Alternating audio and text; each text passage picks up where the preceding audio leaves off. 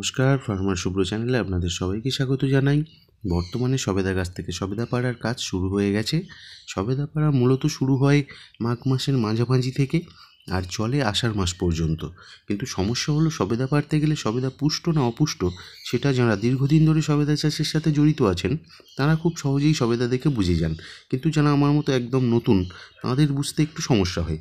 তাই যাতে সহজে সবেদা পুষ্ট না অপুষ্ট বোঝা যায় তার জন্য এই ভিডিওটা দেখতে থাকুন। এখানে আপনারা ভালো করে লক্ষ্য করলে দেখবেন যে সবেদাটা আমি হাতে ধরে আঙুলের টিপ দিয়ে হালকা করে ঘষছি, সেই সবেদাটার গায়ের রং সবুজ দেখা যাচ্ছে।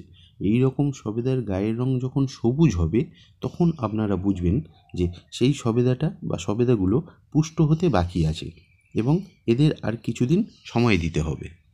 অপরদিকে যে সবেদাটা আমি হাতে ধরে আছি আপনারা ভালোভাবে লক্ষ্য করে দেখুন, সবেদাটা আঙুলের টিপ দিয়ে ঘষার সাথে সাথে একটু হলুদ রঙের হয়ে যাচ্ছে।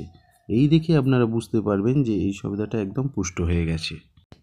এইভাবে কিছুদিন সবেদা পাড়তে পারতে আপনারাও অভিজ্ঞ হয়ে যাবেন, তখন আপনারা সবেদা দেখেই চিনে যাবেন এবং ভিডিওতে কাকু যেমন পারছেন আপনারাও ওরকমভাবে সহজেই ফল দেখে চিনে পেরে নিতে পারবেন। ভিডিওটা ভালো লেগে থাকলে একটা লাইক করবেন, নতুন হলে চ্যানেলটা সাবস্ক্রাইব করবেন এবং ভিডিওটা সম্পূর্ণ দেখার জন্য আপনাদের অনেক অনেক ধন্যবাদ।